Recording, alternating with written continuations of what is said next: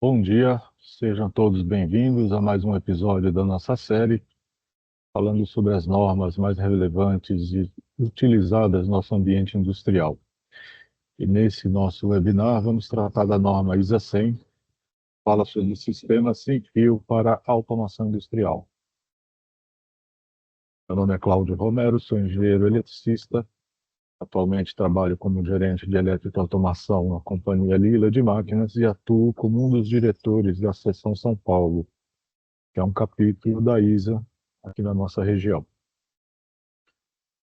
Para quem não conhece a ISA, ela é dividida em seções pelo mundo todo. No Brasil temos 6 seções e uma delas é exatamente a seção São Paulo, que está conduzindo essa série sobre as normas. Queria falar um pouquinho sobre a ISA e dar algumas instruções gerais para vocês, né? A ISA é uma associação internacional, Sociedade Internacional de Automação, é uma organização sem fins lucrativos. Todos que trabalham na ISA basicamente são voluntários. Ela cuida de promover a discussão, fomento de assuntos técnicos e que envolvam, de alguma forma, tecnologias no ambiente industrial. O principal produto da ISA são exatamente normas, e também divulgação de artigos periódicos, eventos, treinamentos. Através de cada uma das sessões, em cada parte do mundo, são criados encontros técnicos, né, treinamentos em determinados temas relacionados à automação, e a Seção São Paulo não é diferente. Além dessa série de webinars, também temos encontros técnicos virtuais e alguns presenciais, como, por exemplo, o simpósio de automação realizado junto da Sabesp. Então, conheço a todos que não conheçam a ISA, caso se interessem um pouco mais por tudo isso, convido a acessarem o site da Seção São Paulo, que é o www.isasp.org.br. Esse webinar está sendo gravado e será disponibilizado logo em seguida no site da ISA e no canal do YouTube. Esse mesmo webinar será publicado posteriormente, na semana seguinte, em formato de podcast. Todas as informações serão colocadas no chat para você não somente acessar o site, mas também seguir o nosso perfil no LinkedIn.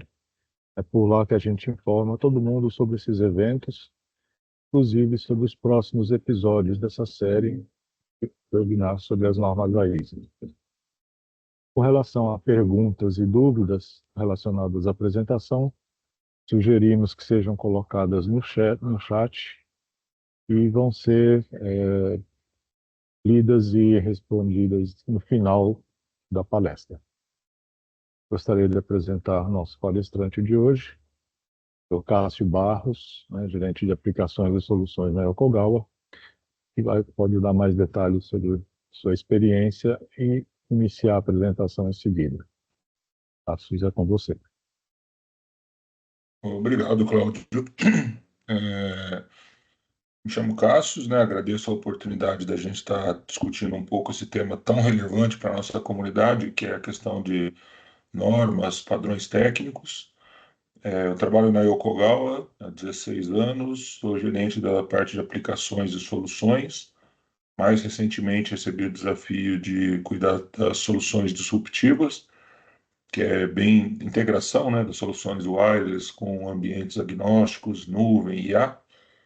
E preparei essa apresentação hoje para fomentar, né, e definir aí a importância de uma padronização, de uma norma, para que a gente consiga evoluir e aplicar as diversas tecnologias, né, que na verdade elas, cada vez mais, elas têm sido desenvolvidas, implementadas, atingem a maturidade e muitas vezes ficam obsoletas em curto espaço de tempo. Então, a ausência de normas acaba não permitindo que a gente empregue o melhor de cada uma das tecnologias, tá?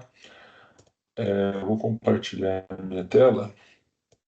Bom, então, dentro do termo, normas ISO em foco, eu preparei essa apresentação focada nas normas wireless industrial ISA 100. Assim como nós temos padrões para utilização em ambiente residencial, comercial, urbano, né? Nós temos padrões que definem a utilização das tecnologias wireless dentro de cenários industriais, devido às características, né, desse ambiente, devido à criticidade, devido à concorrência de sinais desse ambiente. Dentro do tema, eu vou falar da tecnologia e maturidade, falar da norma especificamente, questões que sempre vão pairar, né, quando a gente fala de tecnologia, interoperabilidade, coexistência, como é que funcionam as questões de segurança, no que ela se calca em termos de proteção, duração de baterias, distância de comunicação e, por fim, aplicações de alta criticidade SIL2 para wireless. Quanto à tecnologia, qualquer tecnologia em maturidade, quando ela é empregada, sempre surgem aquelas dúvidas de, poxa, quando eu utilizo, qual o período de sedimentação, quais os princípios que regem, quais os limites, onde eu posso aplicar. Existe uma área nebulosa, que no caso da wireless industrial já é superada, dado a quantidade de aplicações que existe hoje no mercado. Em termos de aplicações de instrumentação wireless, a América do Sul é a terceira região no mundo em termos de quantidade de equipamentos e diversidade de aplicações. Então, mesmo não sendo um mercado típico de alta tecnologia, nós somos fomento. Então, é importante verificar que nós temos propriedade para falar disso, né, em termos de números de aplicações. Vamos falar aí o que abrange, o que não abrange, como essa tecnologia funciona, quais padrões que regem, né, as tecnologias wireless e, por fim, quais considerações técnicas que existem. Então, todas essas respostas já existem hoje. Então, quando a gente consegue responder, exemplificar e falar com base sólida no que já está aplicado, a gente considera que a tecnologia realmente já é madura, quer dizer, já não é uma tecnologia de startup inicial, né? As tecnologias wireless são diversas, né? Dentro desse ambiente, nós vamos falar desde o Wi-Fi, do Bluetooth, tecnologias celulares, e especificamente para a área de automação, nós vamos falar da ISA 100, mas vamos ter diversas outras, como LoRa, LTE, Zigbee, a Wireless Heart, Sigfox, todas elas coexistindo dentro de um ambiente de automação. Cada uma com seu foco, cada uma com seu apelo. Em algumas existe uma região de sobreposição, mas basicamente elas todas têm que devem coexistir de maneira eficiente dentro do ambiente industrial. Então a norma ISA 100 veio justamente para delimitar, né, o que a gente chama das contingências que existem sobre a aplicação dessa norma. Quanto à padronização, está aí, é uma informação da ITEC, né, de abril de 2021. Todos os usuários dizem que para a adoção de um padrão dentro do ambiente industrial, padronização é muito importante.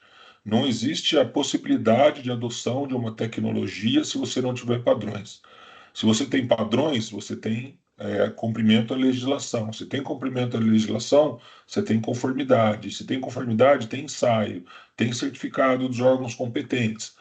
No caso, aqui nós estamos falando de certificações da Anatel, né, para esse tipo de tecnologia. Mas adoções de tecnologias emergentes e não certificadas e não padronizadas, você vê que realmente é absoluto que não é possível seguir com esse tipo de implementação dentro de um ambiente industrial.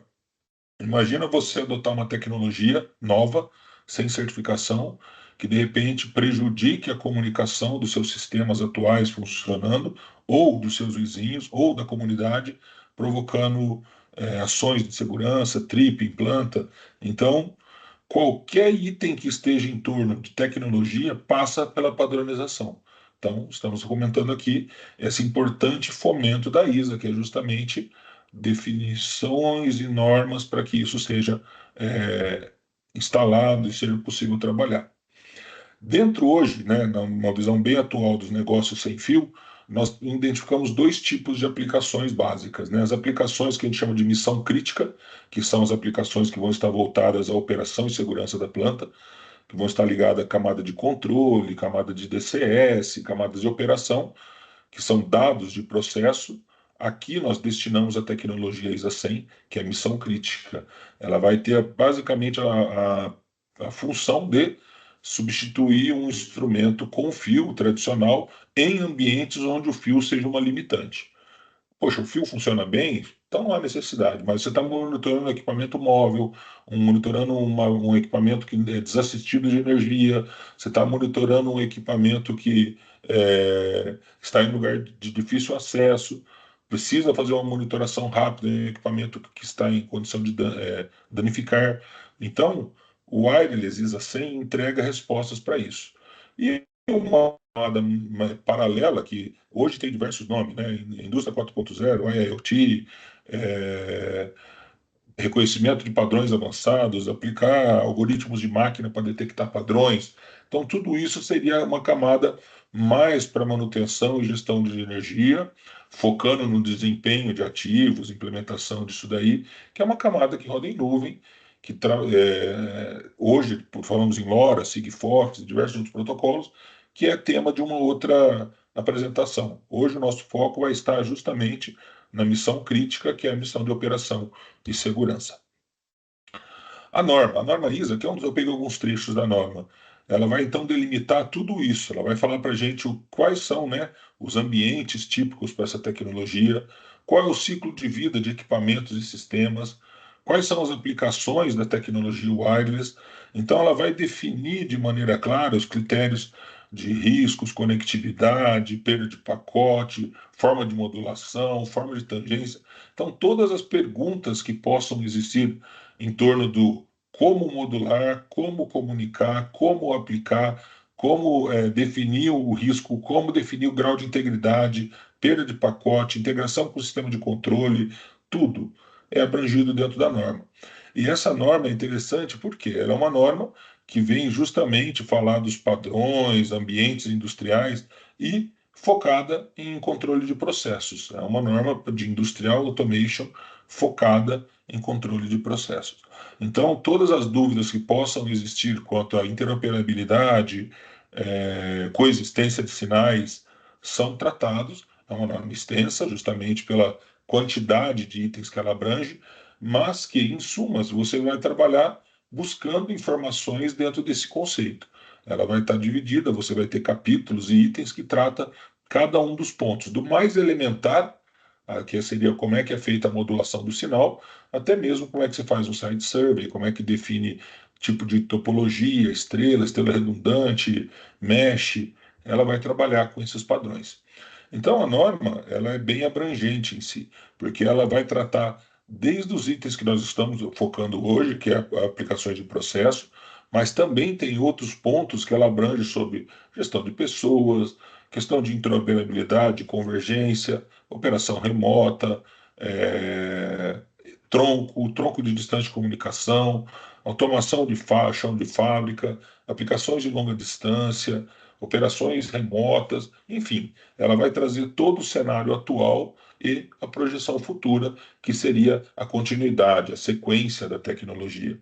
Em momento nenhum ela trata isso daí e é estanque, em termos de não há um passo seguinte. Não, esses passos são definidos e abordados dentro desses conceitos. Hoje são duas normas que existem praticamente, né? E sempre vem essa primeira pergunta: poxa, duas normas para automação industrial? Na verdade, eu considero elas como complementares em alguns pontos e diferentes em natureza. Por quê?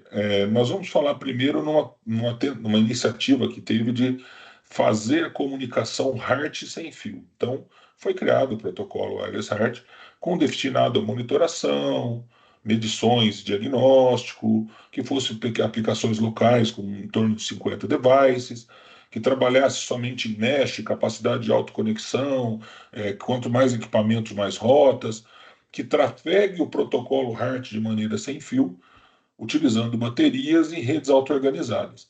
A ISA 100 ela veio com uma outra prerrogativa, ela veio justamente para permitir que nós tenhamos como cobrir uma área com um sistema sem fio, mas trafegar qualquer protocolo nesse meio. Podemos trafegar, sim, o protocolo HART, também podemos. Podemos trafegar um Modbus, blocos de função Fieldbus, Profinet, Profisafe, qualquer um deles. A preocupação da ISA 100 está em delimitar como ocorre essa comunicação. O que você está trafegando ali dentro é um outro item que a norma aborda, mas não limita.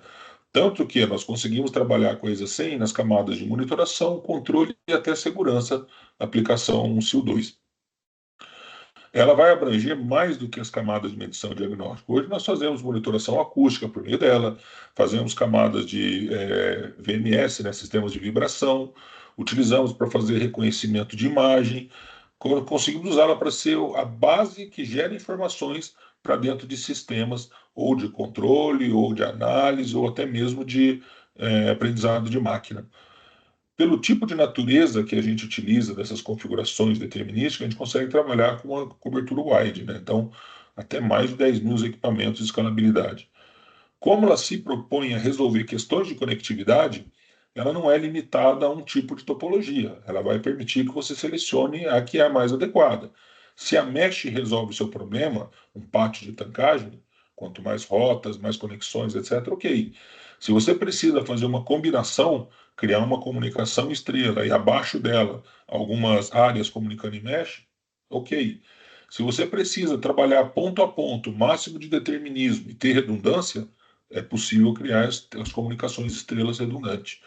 Então, ela abre alguns caminhos que a gente considera ela realmente uma solução conectada com as opções futuras e com as demandas tecnológicas. A ISA 100 11A especificamente foi um padrão que desde o seu início ela foi conduzida por clientes finais. Então, quando foi criado os comitês, é interessante verificar a porcentagem, você nota que a maior participação do comitê são de usuários finais, outros aqui são órgãos governamentais, instituições de pesquisa, e os fabricantes estão presentes, mas não são a maioria. As demandas era que essa tecnologia cumprisse exatamente com o que um instrumento fiado tradicional cumpre. Então, alta taxa de atualização rápida, né? Baixa latência, que conseguisse cobrir uma grande área, que conseguisse comunicar diversos protocolos aí, utilizando um único gateway, comunicar diversos fabricantes. Então, independente do fabricante do meu transmissor e sensor, ele sendo ISA 100, eu consigo comunicar ele dentro da minha rede sem poréns. Então, a ideia é que essa tecnologia e essa norma fornecesse garantias aos usuários de que isso ocorre. Então, veio a ISA 100, né, realmente para atender todas as classes, da classe 5, que é o simples registro de dados, até mesmo a ação de emergência. É uma solução que, em si, é agnóstica, porque qualquer fabricante que module e trabalhe nesses pacotes vão se comunicar efetivamente com a rede. Os membros do comitê, que ajudaram na criação e definição, você nota a presença dos clientes, né, basicamente os usuários dessa tecnologia, empresas de fomento e tecnologia, né, que basicamente criam infraestruturas, sensores, dos mais diversos tipos, algumas até desenvolvendo as duas tecnologias, como é o caso da Honeywell, né, que tem o One Wireless lá, que é o Wireless Heart e o ISA 100, mas mostrando que as empresas estão aderentes a desenvolver essa tecnologia. E a interoperabilidade sempre foi a chave do desenvolvimento da norma ISA 100. Então aqui a gente elucida, né, a possibilidade de usar um transmissor de pressão aqui para ler um elemento de primogênio, ler uma vazão, comunicando com uma gateway que de repente está enviando um sinal para um posicionador wireless flow serve, que de repente está enviando um sinal para uma abertura, né, um on-off da flow serve aí, enviando isso para um sistema, um host system, que vai monitorar, controlar, executar o PID. Então, a base de desenvolvimento da tecnologia sempre foi garantir integração e conformidade com quem é aderente à norma. A ideia de você limitar a sua rede a um protocolo único, poxa, eu vou trabalhar somente com o protocolo A ou o protocolo B, obrigaria você a comprar uma gateway para cada protocolo que você fosse trafegar. Vamos falar em termos da ISA 100. Você tem uma cobertura na sua planta comunicando um determinado tipo de equipamento usando padrões HERT, né, e pacotes e mandando para dentro do seu sistema de controle. De repente, você deseja utilizar um sistema de detecção de explosividade ou gás hidrocarboneto que precisa se comunicar com o sistema de segurança. Ele vai precisar comunicar num protocolo que permita a validação do meio, né? Então vai precisar comunicar num ProfSafe. Então, a mesma gateway que comunica pode receber os pacotes ProfSafe e assim encaminhá-los para dentro do seu sistema de gestão de ativo, manutenção preditiva, se for o caso de vibração, monitoramento de condição, etc. Você pode utilizar, de repente, sensores de campo, Bentley, Nevada, GE, que são destinados a fazer o quê? Análise de vibração, monitorar a condição de máquina. Eles vão trafegar informação básica, de repente, para dentro de um sistema de manutenção preditiva, mas utilizam um pacote proprietário para enviar dados, né, que permite você aplicar as transformadas para fazer o monitoramento de condição. Então, a ISA 100, ela permite, já veio com essa concepção de não se limitar a um protocolo, não está calcado em um único protocolo. Como os membros, né, precisariam estar integrados, houve a necessidade da criação de um grupo, que é o World Compliance Institute, que é um grupo que garante dentro da ISA a interoperabilidade, que verifica se os devices estão aderentes às questões da norma. Isso abre um leque muito grande de oportunidade. Se você usa a tecnologia ISA 100, você não vai ficar limitado aos sensores que somente a Yokogawa fabrica, ou que somente a Flowserve fabrica, ou a Honeywell fabrica. Não, cada um no seu quadrado. Cada especialista tem como desenvolver sua tecnologia, desenvolver o seu sistema e implementar dentro da rede. Então, poxa, vou trabalhar com vibração? Vou trabalhar com monitor de purgadores? Tem todas as opções. Armstrong, TLV, Spirax. Vou trabalhar com transdutor de pressão? Poxa, tem Honeywell, Asbil, Yokogawa. Detecção de gases? A mesma coisa. Justamente porque a figura do Compliance Institute garante que, se o instrumento é aderente à ISA 100, ele vai rodar no seu sistema. Mais ou menos que nem o selinho, né? Compatível com Microsoft, compatível com Android, compatível com iOS. É essa garantia que você tem. Diferente do que acontecia no passado, que você precisava fazer validação, comprava um instrumento Foundation Fieldbus que era certificado na versão correta, tinha o ITK, mesmo assim você tinha que levar o equipamento até o sistema para verificar se a integração ocorria. Aqui não. Essa figura já é feita para garantir esse tipo de situação. Até mais, se você utiliza um access point de um fabricante e porventura necessita trocar, se ele tem a certificação, as features mínimas serão atendidas e você pode trocar um pelo outro de maneira plug and play. Aqui é um exemplo, tá, de um sistema interoperável. Então você nota que na Flowserve, né, em termos de posicionamento de válvula, eles estão controlando duas válvulas de controle, usando um transmissor de pressão da Yokogawa, um gateway Yokogawa e executando um laço de controle no PLC. E aqui é uma demonstração que ocorreu integrando todos esses fabricantes, né? Todos eles estão aí nessa mesa, então utilizando sensores de diversos fabricantes de pressão, utilizando equipamentos analíticos, enfim, todos os sensores comunicando com a gateway da Honeywell aqui e disponibilizando essas variáveis para ações de controle. Assim como aqui, por exemplo, mais recentemente, o Ranger Pro da GE, que faz as funções de monitorar a vibração, mesma coisa, integrando dentro de uma rede, até mesmo mostrando que a infra que eles estão utilizando é Nives ou Yokogawa para fazer a comunicação dentro do sistema. Então, a interoperabilidade garante que você escolhe o tipo de sensor, o tipo de variável, sem ter a necessidade de mudança cultural em termos de prática comercial. Bom, se tudo isso é possível, a coexistência de diversos fabricantes, eu vou usar isso numa área industrial. A área industrial é bombardeada por tipos de sinais diferentes, diferente Wi-Fi, rádio. Essa tecnologia tem que ser robusta ao ponto de não ser influenciada por um rádio de repente de comunicação, não ser influenciada por outros equipamentos que estejam comunicando na área industrial, uma vez que a frequência de comunicação é a mesma frequência que a gente utiliza aí no Wi-Fi. Então, basicamente, o critério de modulação é o quê? Não há interferência porque ele utiliza uma tecnologia que chama Narrow Hoops.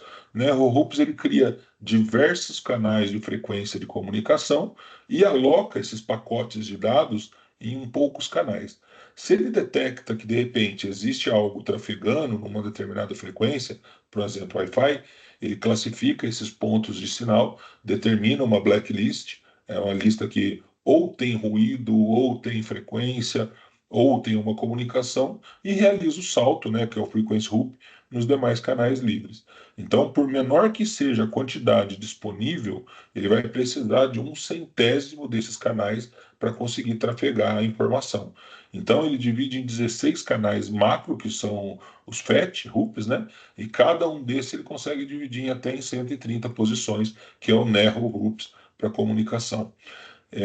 Então, isso garante a robustez da rede, que ele trafega esses pacotes em alta velocidade na faixa dos 2,4 GHz, né? Então, a robustez vai se calcar entre robustez e segurança, depois eu vou falar um pouquinho, em termos de, né, redes adaptativas, salto de frequência, que é o frequency hoop, e uma rede de baixo consumo.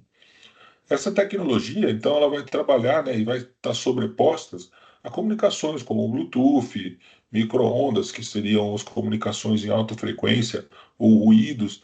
Então, ele sempre vai criar o quê? Um canal de comunicação dos 2.4 ou 2.475 de dados, onde ele vai trafegar essas informações, sempre evitando colisão. Houve colisão, ele não tem perda, porque ele já inicia segundo canal de comunicação e faz assim a transferência. Então aqui está uma frequência RUP demonstrado, né, de maneira didática.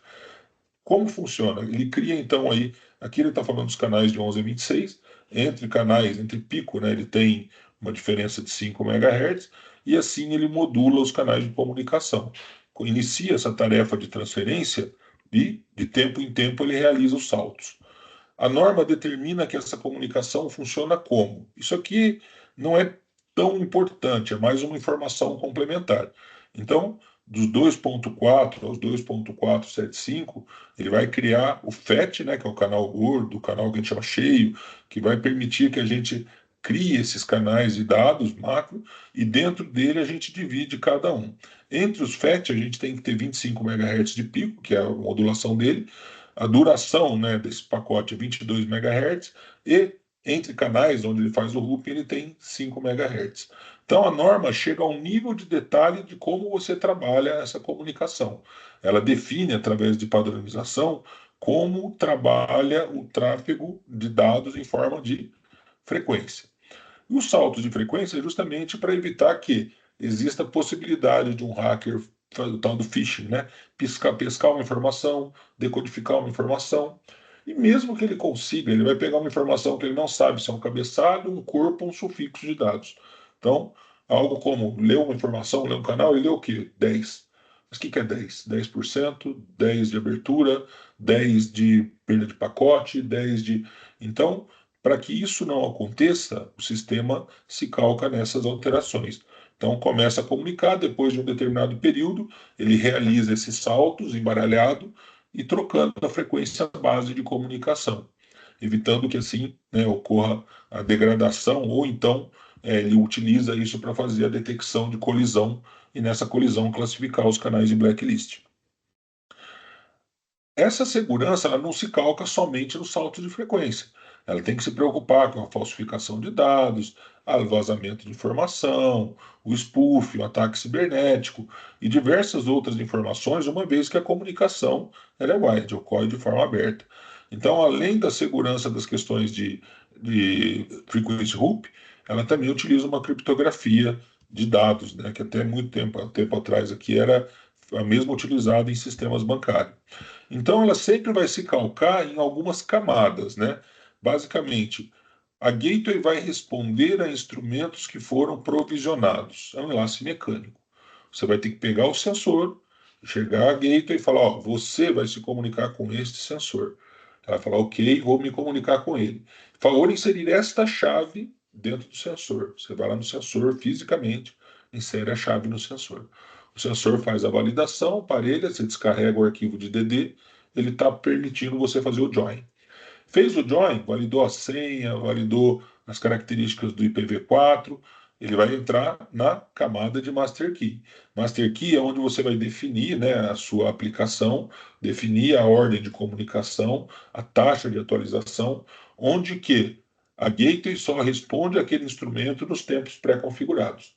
Se tiver uma consulta que foi acíclica e não configurada, ela dá um junk naquilo e sabe que aquilo não é informação. Por fim, a gente chega na camada de seção dele, né, e a camada de comunicação, onde a gente consegue fazer. Então, a segurança ela se calca em alguns níveis de chave. Uma vez que isso comunicou, que você criou a rede, que você validou a senha, quais são as distâncias de cobertura? Essa é a segunda pior pergunta que você pode fazer para um engenheiro na área de telecomunicação wireless. Por quê? Depende. Depende de muita coisa. Depende de cenário, de ambiente, temperatura, tipo de instalação, relevo, N. Mas, de maneira geral, se a gente trabalhar com antenas padrões aí de 2 dBi, a expectativa é que ele comunique a 600 metros bem, existindo uma visada, né, um campo de visada. Precisa estar perfeitamente alinhado? Não, ela é omni, né? Então ela consegue propagar. Se você aumenta o ganho da antena, né, coloca 9 dBi de cada lado, expectativa que chega a 2.500 metros, é possível trabalhar com maior ganho? Depende. Cada país tem uma legislação em termos de ganho de antena. Mas é possível. Tem antenas aí que você pode chegar a 15 dBi, que você vai chegar a 3.500 metros. Ou utilizar antenas direcionais, aí sim, né, antena de alto ganho direcional, você precisa ter o centro focado dela aí para que essa comunicação ocorra a 7.500 metros. De maneira geral, vamos dizer assim, Cássio, você pode chegar a comunicar a 300 metros, metade? Pode, se você tiver um ambiente congestionado, se você tiver um desnível grande, se o instrumento estiver próximo ao chão. Quanto mais próximo o sensor do chão, menor a distância de comunicação, porque ele tem perda de radiação. Então, são várias questões, mas as questões mínimas atendidas, esses são os valores que se esperam numa comunicação. Em termos de área de cobertura, a flexibilidade do ISA 100 permite que você crie esse tipo de topologia. Então, definiu lá no teórico um ponto no access point, faz ele comunicar em estrela, né, com os roteadores, que estão geralmente nas posições mais elevadas, e abaixo deles você coloca os sensores, de repente comunicando em mesh, comunicando em estrela redundante, comunicando single. Você consegue definir a topologia em função do nível de criticidade. Mais ou menos como isso. Você tem aqui, de repente, um access point, né, comunicando aí diversas distâncias, dependendo do tipo de antena que você está utilizando, e consegue ir implementando essa camada de cobertura conforme você faz um instrumento repetir a informação do outro, utilizando o mesh, né? Você consegue aumentar isso e chegar facilmente a 6 quilômetros aí. De repente, os equipamentos numa estação de EMED remota se comunicam com um repetidor, esse cara salta para uma segunda EMED, salta para uma terceira EMED e consegue chegar ao ponto de acesso. É a melhor solução? Em práticas de engenharia, não, porque você vai fragilizar a rede em função de cada um dos devices ao qual você está comunicando. Você vai ter, de repente, uma comunicação desse sensor dependendo de 4 baterias, consumindo 4 baterias para que essa informação chegue ao seu destino. Em termos de engenharia, o determinismo é a melhor condição. Cada equipamento fala diretamente com o seu ponto de acesso. Se ele cair, é um instrumento, ele não prejudica ninguém porque ele não está trafegando a informação de ninguém. Ah, mas eu consigo reorganizar a rede. Podemos reorganizar, mas isso tem um tempo, tem latência, eu não sei quantos instrumentos ele está repetindo, então você perde totalmente o determinismo da rede, mas faz parte da tecnologia, é possível. A ISA 100, as normas dela, esses padrões de comunicação que eu comentei, de modulação, de frequência, foram feitos com base em estudos, testes de campo, premissa, redução das perdas de pacote, né? Então, os estudos que foram feitos iniciais das tecnologias, elas mostravam que a partir de 30 metros você começava a apresentar instabilidade, perda de pacote, e a partir de 200 metros isso começava a tender infinito, chegando a 80% de perda de pacote.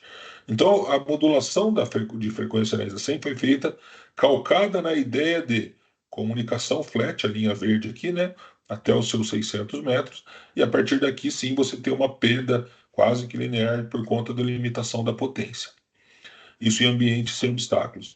Em ambiente com obstáculos, o pipe jungle que a gente chama, né, que é a selva de tubos, a situação apresenta sim uma degradação. Você pode ver que basicamente a gente consegue garantir estabilidade até os 200 metros e a partir daqui você começa a ter perda de pacote. Enquanto que as outras tecnologias que até então existiam, em condição de não ter visada direta em pipe jungle, ela já começa dando quase aí mais de 10% de perda de pacote.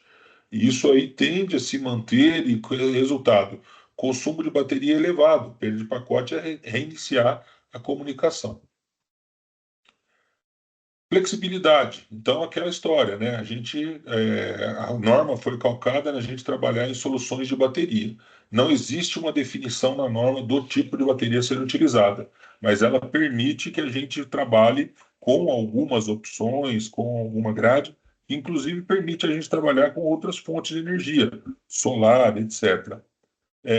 Essas fontes de bateria sempre calcam em entregar potência para que a gente tenha atualização a cada 1 segundo de leitura. Se eu vou fazer controle, é definido que eu preciso ter atualizações mínimas a cada 1 segundo. Comunicação robusta e comunicações de longa distância. Por quê? Aquilo que eu comentei.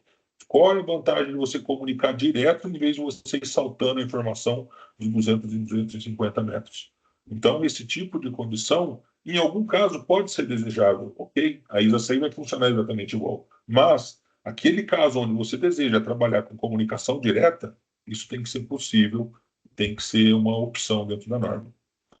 A norma ainda define que, se a gente precisa ter segurança para trabalhar com aplicações de controle, esse, o 2, existe uma tecnologia que faz parte desse desenvolvimento, que é o Dualcast. Então, cada device ele tem que ter a capacidade em si de se comunicar com até 2 pontos de acesso. Ele faz uma única comunicação, mas ela é duplicada, tá? Atualiza os dois para garantir que o dado chegou, e aí sim eles vão ser validados numa estrutura para frente de gateway sincronizados, ou um controlador de segurança, ou outro tipo de variável qualquer. Mas está na premissa de que isso ocorra por natureza. E para sustentar toda essa tecnologia, né, se a gente tem que trabalhar em regiões desassistidas, sem energia, a gente vai falar um pouquinho das baterias.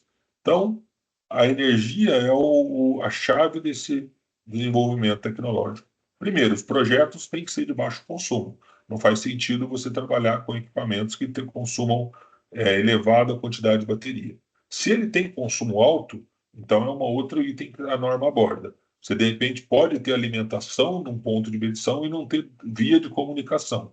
Então, ok, é um instrumento tradicional, alimentado, mas que utiliza somente o meio sem fio para fazer a transferência.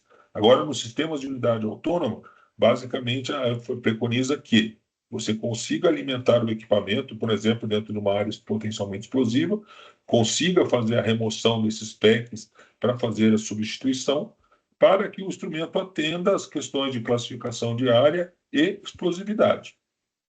Duração. Essa é a primeira pior pergunta que você pode fazer para o engenheiro de telecom. A segunda era a questão de distância, a primeira é essa. Bateria, quanto vai durar? Quando me perguntam isso, a minha resposta franca é não sei. Mas existe uma tabela. Essa tabela vai garantir o quê? Característica de consumo do equipamento, característica de comunicação, característica de processamento.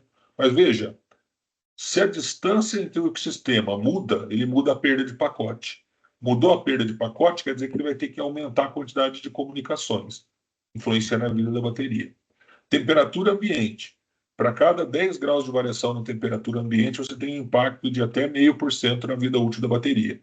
Então, se eu estou falando de uma aplicação lá, né, com o pessoal de Porto Alegre, vai ser bem diferente do que eu estou falando, de repente, em Fortaleza, em Salvador. Mas, considerando um cenário ruim, eu acho que a gente tem que sempre preparar o cliente para a pior condição. Não posso frustrar a expectativa dele, né? A norma vai definir que a gente tem que ter condições de atualizar esses equipamentos e trabalhar com eles, considerando pior distância, temperatura ambiente elevada, comunicação sem visada, justamente para prejudicar. Então, as baterias desses equipamentos, eu peguei por referência o YTA, porque é um equipamento que eu tenho conhecimento. Então, eu posso falar. Mas eu te digo que, com esses anos de experiência, os equipamentos dos concorrentes, dos outros fabricantes, respeitam a mesma tecnologia ou são até tanto equivalentes quanto, em termos de resposta, iguais. Então, assim, um conversor de temperatura, atualizando a cada 1 segundo, a expectativa de vida da bateria é 1 ano. A partir de 5 segundos, 4 anos. 10 segundos de atualização, 6 anos. E a partir de 30 segundos, 10 anos, que é onde geralmente as baterias atingem a estabilidade química delas. Mas, quer dizer, a partir de 30 segundos, ela vai ter a duração máxima das baterias. Então, ponto A, né? Entre 1 e 10 anos. Ah, mas eu vou colocar esse instrumento para atualizar meio segundo. É possível? É possível. Com certeza a bateria vai durar menos do que 6 meses. Então, a análise da aplicação wireless, a norma, ela vai conceituar bem a gente quanto às características de projeto, características de montagem, características de modulação, esse tipo de análise que a gente considera importante. Você, a pessoa ter, né, isso em mente, em mãos, né? Em si, a norma, o sistema já traz uma vantagem. Por quê? Se você tem um instrumento que é a prova de explosão, ele é a prova de explosão fechado. Ele não tem prensa-cabo, ele não tem condulete, ele não tem conexão. Então, implementar um sistema de medição à prova de explosão wireless é muito simples. Basicamente, você vai ter que verificar a compatibilidade dele, do equipamento autônomo, com a área onde vai ser instalada, uma vez que a gateway que vai receber esses dados vai estar fora, então ela vai estar quase que num ambiente de escritório. Então, o termos de cálculo, de definição, de custo, reduz muito esse tipo de implementação por conta do equipamento ser certificado e fechado. Existem até equipamentos que são certificados com a tampa no módulo de alimentação aberta. Para quê? Para que você consiga remover baterias dentro de área potencialmente explosiva. Então, assim, é muito simples a utilização deles nesse tipo de atmosfera. Bom, considerando bateria, tempo de comunicação, como é que funciona, né? Como é que é essa rede?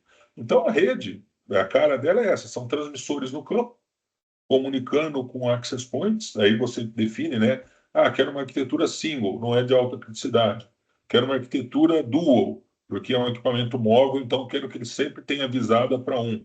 Ou quero que ele sempre tenha uma rotação para que o sinal chegue a uma gateway, pode ser uma, duas gateways, e na saída da gateway você vai ter um protocolo, Modbus, ProfSafe, ProfNet, N protocolo que vai comunicar com o seu sistema e o seu sistema vai tratar esses dados. Então, a comunicação, né, ela vai ocorrer entre antenas, que eu falo, do access point e do instrumento, sensor de campo que faz essa medição. A gateway é a unidade que vai fazer o controle, né, de fluxo de consulta, de codificação. De um lado da gateway, independente do fabricante, geralmente você vai ter as conexões para os access points, e do outro lado você vai ter as conexões que permitem você ligar os sistemas de controle. Geralmente essas portas possuem IP endereçáveis, independente, para que justamente você consiga configurar ranges de IP diferentes. Um para o sistema de controle, um para o sistema de análise de condição de máquina, um para o gestor de ativos, enfim, você consegue trabalhar com uma arquitetura semelhante ao que nós temos em arquiteturas de TI.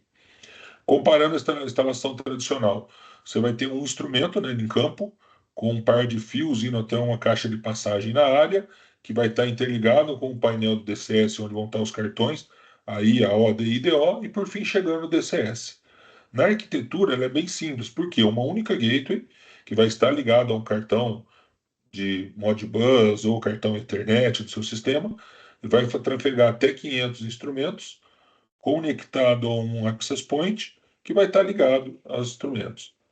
Cada access point, eu consultei o mercado, mas ele varia. Tem de 50, capacidade de 50 instrumentos, 100 instrumentos, 200 instrumentos. Então, eu coloquei uma média, mais ou menos, cada access point suporta 100 devices. Então, para atender os 500 instrumentos aqui, você teria que ter 5, né, access points ligados aqui para cobrir isso aqui tudo. Então, a instalação é simples, né? Você tem um custo reduzido que reflete bastante no termos de implementação. Uma topologia típica, desenhei uma topologia para que isso ficasse visível. Então, lá na tela do operador, você vai ter a tela gráfica recebendo as variáveis dos instrumentos, comunicando com o seu sistema de controle, né, no barramento aqui de campo, recebendo dados de um par de gateways, nesse caso, onde você vai ter condição de fazer o segregação. Ou liga todos, né, para capacidade de redundância, ou segrega. Cada par vai para um conjunto de gateway, para você ter uma área, outra área não, e define abaixo dela quais instrumentos vão se comunicar com cada par de gateway, respeitando o limite de 50, 100, 200, ou quantos cada um desses access points suportar. Uma topologia típica para atender essa quantidade. Então, para cada par de gateway, você pode ter até 20 pontos de acesso, que vão permitir você comunicar com até 500 instrumentos. tem tido uma demanda grande, que a norma fala em tráfego de dados, né? É trafegar informações complementares. Esse tráfego de informações complementares é, de repente, você pegar uma planta industrial que tem um PLC, um DCS, que comunica somente analógico, e permitir que esses dados, de repente, digital, inteligência de posicionador, inteligência de transmissores, trafeguem para dentro do sistema. Então, aqui é uma topologia, né, diversos sensores em campo, coletando dados de saúde, dados de vibração, comunicando com o Access Point. É possível estar interligado por uma fibra ótica, então você consegue imaginar aí a distância grande que você consegue pegar com um conversor de mídia, e esse conversor disponibilizando os dados em internet para uma gateway, que aí sim você pode usar tanto para fazer as questões de análise de processo, quanto utilizar para fazer uma gestão de ativos, para monitorar válvulas, para pegar diagnóstico de válvulas, paralelo ao que você tem na instrumentação tradicional. Custo, não se detém aos valores. Eu fiz isso aqui de uma maneira geral para a gente ver que é viável a tecnologia. Nesse lado eu coloquei, né, a instalação do instrumento analógico. O analógico ele vai ter custo de fonte, barreira de isolação, cartão de entrada. O cartão de entrada eu fiz particionado, né? Imagina um cartão que tem aí 16 pontos. Então eu considerei o custo por um ponto. Terminal, painel de distribuição, mesma coisa. Quanto que suporta um painel de distribuição? Considerei um ponto. Cabo de interligação, prensa-cabo, bandeja, pintura de bandejamento, mais o custo do instrumento convencional. Então a gente chegou a um valor, né? Comparando com o ISA 100, você vai ter o quê? O cartão Modbus de comunicação, uma gateway e um transmissor. Então a gente chega a um valor, estou considerando gateway integrada, tá? Mesma coisa. A gateway custa 360? Não. Mas como ela tem capacidade de 500 equipamentos, 500 devices, estou considerando o custo por um ponto. Então chega a um custo de 7.400. Porém, a parte de serviços para você instalar um instrumento fiado é muito maior. Montagem do painel de integração, identificação de cabos, montagem de bandeja conduíte, serviço de solda, serviço de andaime, pintura, tubulador, liberação de equipe, lançamento de cabo, enfim, todas umas atividades que vão resultar num valor, um custo elevado de instalação. Enquanto que no serviço wireless é basicamente instalar o instrumento no campo, serviço de automação, provisionamento da rede, serviço de configuração de tela do DCS, configuração de tela lógica, estadia de equipe técnico, resultando num valor pequeno. Logo, o custo de implementação de um ponto wireless chega a ser 21%, 22% menor do que um instrumento normal. Óbvio, isso não é fator de decisão. O fator de decisão do wireless geralmente é onde o cabo não chega, o wireless é a melhor solução. Mas isso é um argumento para mostrar que é factível a execução de um projeto em termos de custo. Não é algo que a gente crie grande disparidade do que a gente já conhece, né? Se a gente consegue fazer isso aí, a gente consegue trabalhar diferente de outras tecnologias, como a Zigbee, que já define padrões, tipos de topologia. Quando a gente precisa trabalhar, né, com tempos de resposta rápido, a gente pode trabalhar com o sistema STAR. Cada equipamento comunica diretamente com o Access Point e manda isso para a Gateway. Você consegue até meio segundo de atualização.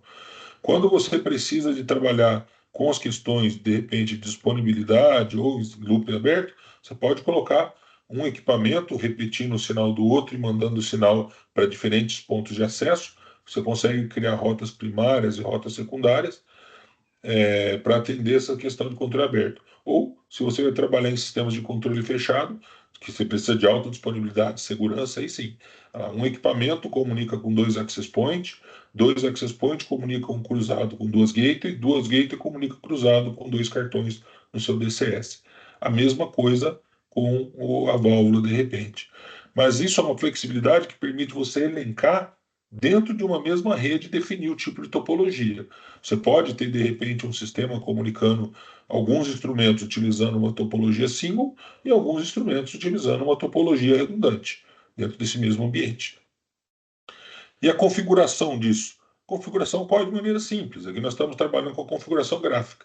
Você define, né, as posições onde estão, primeiro para você fazer um estudo, né, de engenharia, define as rotas primárias e rotas secundárias aí pelo tipo de seta, né? Setinha cheia primária, setinha tracejada secundária, e depois coloca para fazer a descarga na comunicação. Se o instrumento estiver provisionado, você já tem a chave, etc., ele já faz essa carga. Aqui é um outro Graphic Viewer, né? Você vê como é que está funcionando uma rede.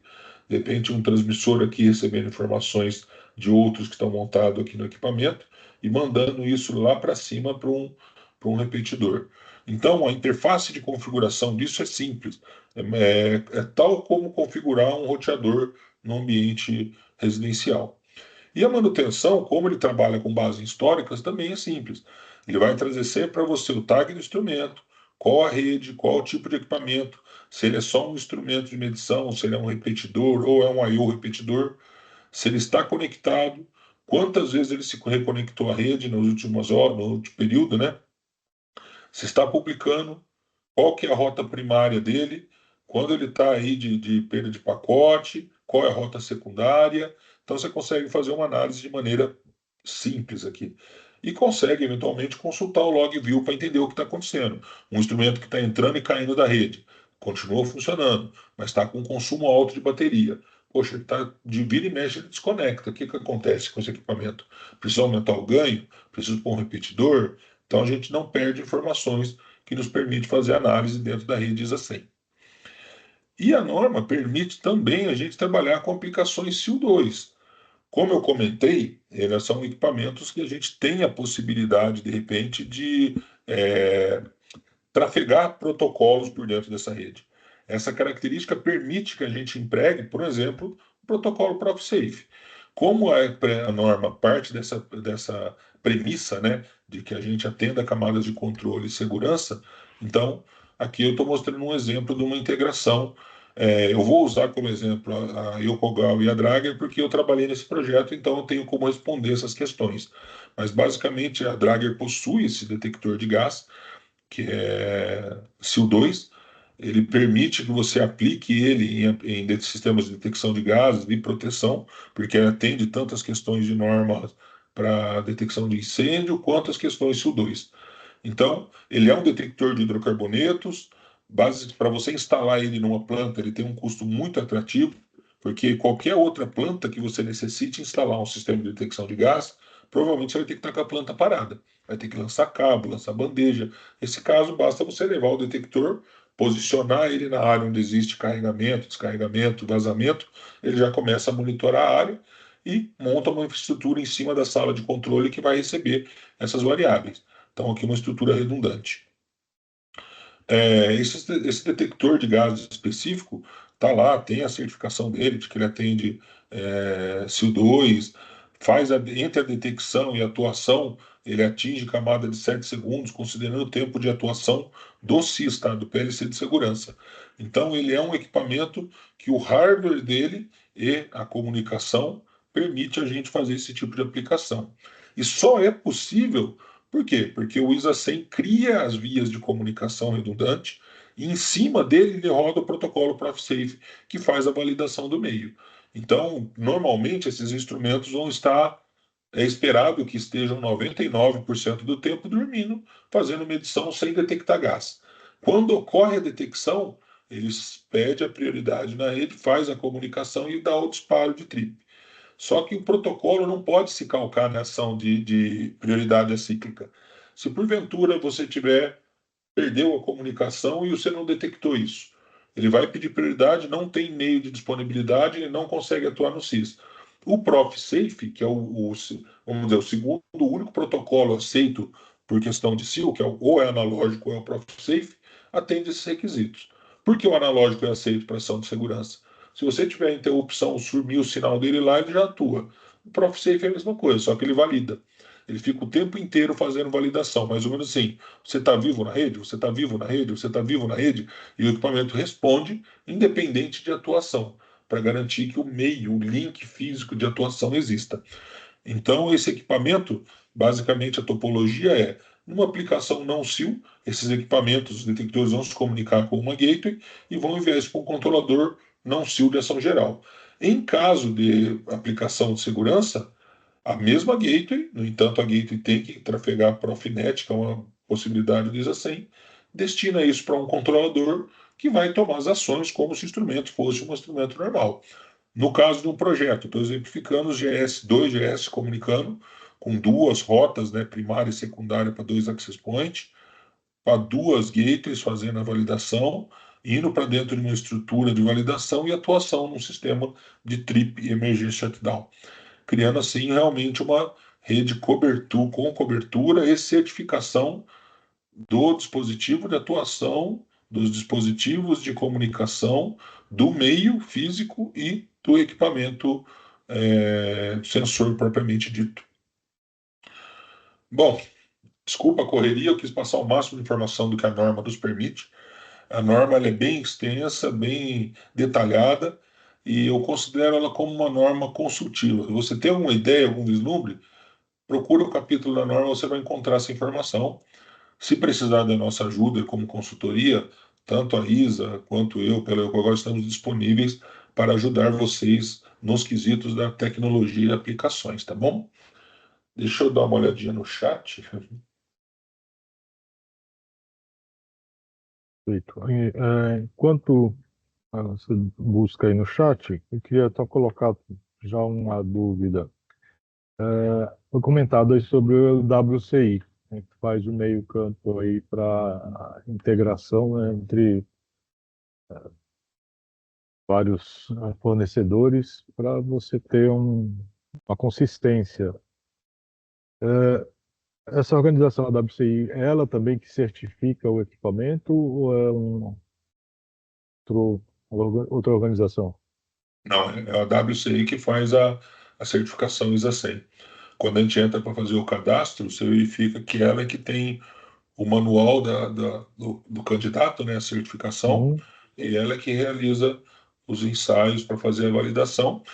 Os ensaios dela geralmente utilizam um órgão de terceira parte, uma TUV, uma DNV, que vai receber os quesitos de violação, gera o report e submete para a validação e aprovação deles. Eles talvez não executem em 100% dos casos os ensaios, mas a validação e a certificação é deles. Perfeito. Uma outra questão. A gente viu aí sobre as duas piores perguntas, né, que se faz sobre esse tema. Detalhando um pouco mais, a gente viu que a distância ela vai te afetar a performance final, então, porque você tem aumento de perda, uma série de questões. Agora, quando você não tem o problema de distância e você fazendo apenas topologias diferentes, você também tem alguma perda, alguma diferença na performance? Ou estando dentro de uma distância razoável, isso se mantém independente da topologia? Você preservando, não levando aos extremos, as características são basicamente mantidas dentro delas. A única questão que muda na topologia é realmente o determinismo, né? Quando você põe uma rede autoendereçada, é, numa eventual queda de energia, até a rede se reorganizar, todos os instrumentos vão pedir prioridade, então fica assim, a gente não sabe como a rede exatamente vai se comportar. No caso de uma rede com determinismo, vamos dizer, uma mesh, né? Caiu energia, cada instrumento sabe com quem vai falar, em que momento vai atualizar. Mas é somente isso. Todas as outras características se mantêm, você não levando ela no extremo, né? Então se mantém. Perfeito. Se apareceu mais alguma chat aí para você, para mim aqui, acho que o pessoal está bem Só tá esclarecido, tímido. aparentemente, né? Então, chegando aí no limite do horário, também a gente pode encerrar, né? Agradeço aí a brilhante apresentação, né? É um tema realmente muito relevante e tem a tendência de ser cada vez mais, estar cada vez mais presente aí no nosso dia a dia. A Obrigado. gente, eu agradeço a apresentação, a gente vai anunciar em breve a continuação, né, dessas representações para o próximo ano, né? A gente tem a intenção aí de continuar esse evento aí de divulgação. Fiquem atentos, né, aos comunicados que vão ser colocados nos canais de divulgação da ISA. Agradeço a presença de todos. Tenhamos aí um belo final de ano. Bom ano novo para todos nós. Obrigado, um abraço. Obrigado, um abraço para todos. Tchau, tchau.